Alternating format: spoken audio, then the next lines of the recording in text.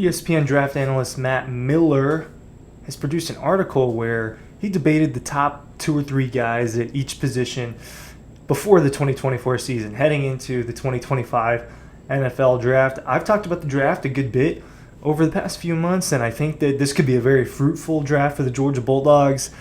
I think that 5 first-round picks is in question, is on the table. I think that 15, basically the 2022 NFL draft, accomplishing something like that, I think, is on the table for Georgia for the 2025 NFL draft. And so let's talk about what Matt Miller had to say. He has Georgia has a trio of dogs being the best at their position, at their respective position heading into this draft.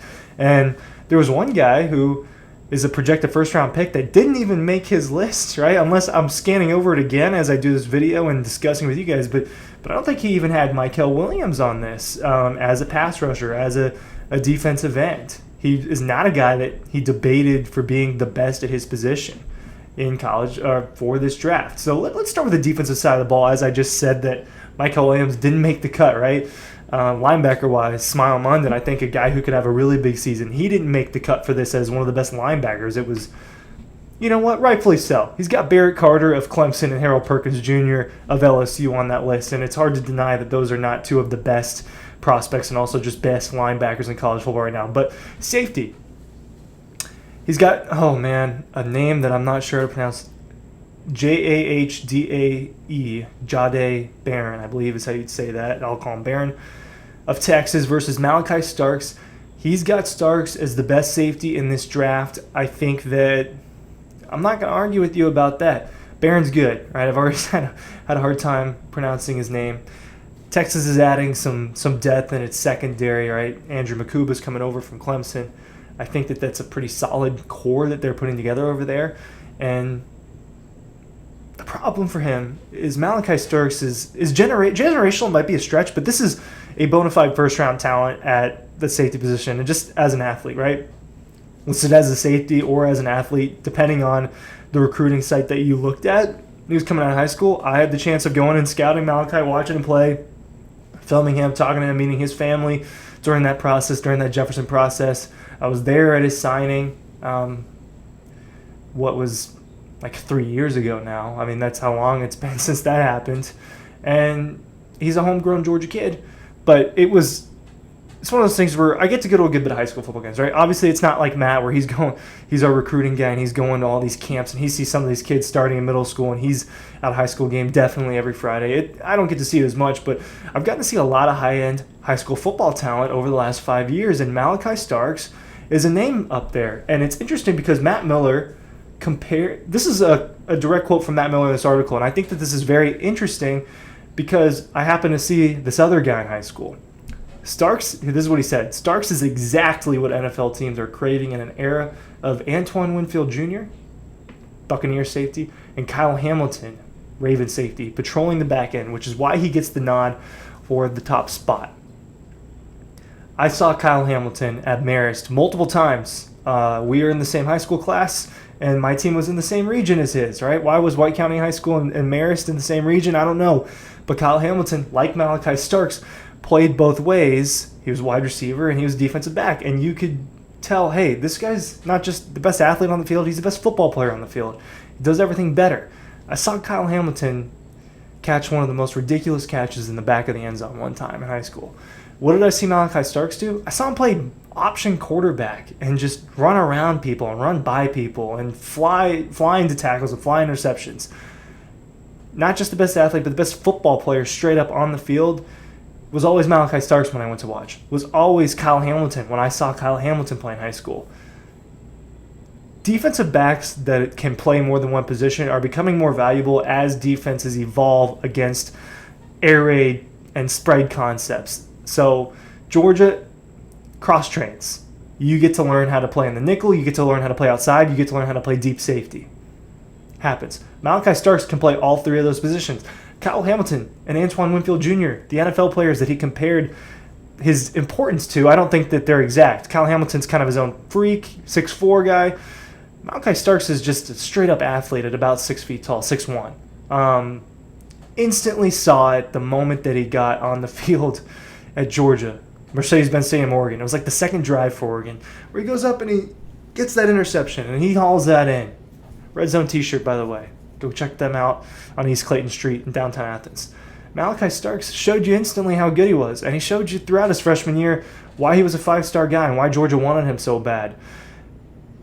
Did he have as impactful as a second year? I don't know, but he is going to be considered the best, probably the best defensive player on Georgia this year, along with Michael Williams and the captain of the back end.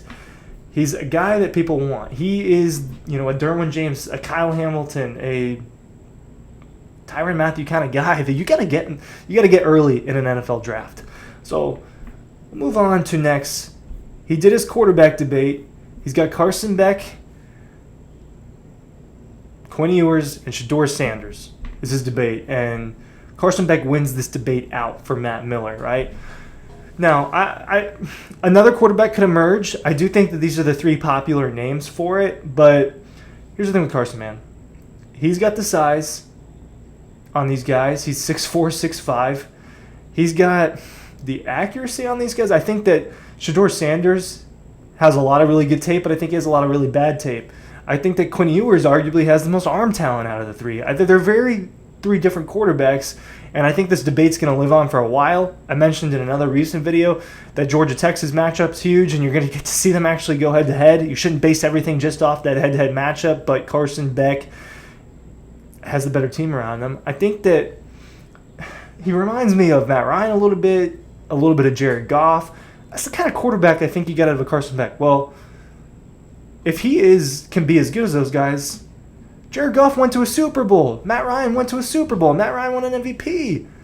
I think that's kind of the ceiling for Carson Beck. I don't know that his ceiling is no one's ceiling is Patrick Mahomes' ceiling, but you get my point. Like, just this high-end Hall of Fame player. I don't know, but I do think he can be a guy that can lead an NFL team to playoff wins. I do think that that's on the table for Carson. I think he's that type of quarterback. He does a lot of little things better than the other two. In the pocket reads, touch throws. He just does it a little bit better. And maybe I'm not the expert for this, but I do watch a lot. And Shedeur's numbers, and he's got to have a jump. And if he does have a jump, then he's going to be in the mix for that number one pick because of the dual threat abilities and because of the name and the excitement and all that comes around with it. But Matt Miller's got Carson Beck as his number one quarterback, and I tend to agree. Now, the third guy that he has winning as the best at his position, he's got Dylan Fairchild as the best interior offensive lineman. He's got him going up against LSU's Emory Jones Jr. Emory Jones Jr. projected first-round pick for LSU. It's harder for me to evaluate offensive linemen. All I know is I can watch and I can say, hey, that guy's a mauler. Hey, that guy doesn't let up any sacks. He's a good locker room guy. That's all I can really say because it's harder to keep stats. It's harder to evaluate it. Dylan Fairchild's very good. Dylan Fairchild's going to be hurt by rotating with Micah Morris and Tate Ratledge. And he's also going to be hurt by the fact that Tate Ratledge is just a big name in college football. Big name, big mullet, and a guy that has All-American honors already and is probably going to just repeat that because I think that's how people deal with the offensive line, and there's a lot of repeat. He's got Dylan Fairchild's number one interior offensive lineman. I find it interesting that comes with him being on a team with Tate Ratledge, who's just considered to be better by the college football world. Maybe he's not considered to be better by the NFL world, but Georgia, just remember the name Micah Morris too in this. Georgia's got a lot of interior offensive linemen that can compete. Like I said, he didn't have George on the linebacker, didn't have on corner. I'm fine with those things. I don't think this is like an egregious article that Matt Miller put out. Defensive tackle? No, I don't think that Nazir Stackhouse and Warren Brinson and the other Georgia guy, which those are the only draft eligible ones, are as good as Kentucky's Deion Walker and Michigan's Mason Graham that he has mentioned. Edge rusher, James Pierce Jr. and Abdul Carter. I think that we will see Mike Williams in this conversation as well. It's the only one where I was like, you maybe got to consider him. Tackle, Ernest Green can fight for that. But Kelvin Banks Jr. from Texas and Will Campbell, the guy that he has listed for tackle, are legit tackles. They're going to be NFL guys. And then tight end, Colston Loveland, Mason Taylor. Colston Loveland of Michigan, Mason Taylor of LSU. Getting the theme here, who are the three teams I'm seeing the most on this list is Michigan, LSU, and Georgia for NFL talent. It's a group that also has Oscar Delp and Benjamin Yurosek. and I think that you can maybe consider them as well. I was fine with Georgia not having a wide receiver. He's got Luther Burden, Travis Hunter, and McMillan from Arizona. Those, to me, would also be the 3 best wide receivers in this class, just from what I've seen. I think that, you got Dominic Lovey, you got some other guys that are really good, but they're not quite as good. So Georgia, according to Matt Miller, has 3 of the best at their respective position. If you ask me, you can add a few guys into the debate, but I'm okay with it just being 3. Ryan Curley, Dawg Post, newsletter, link below. Thanks for watching.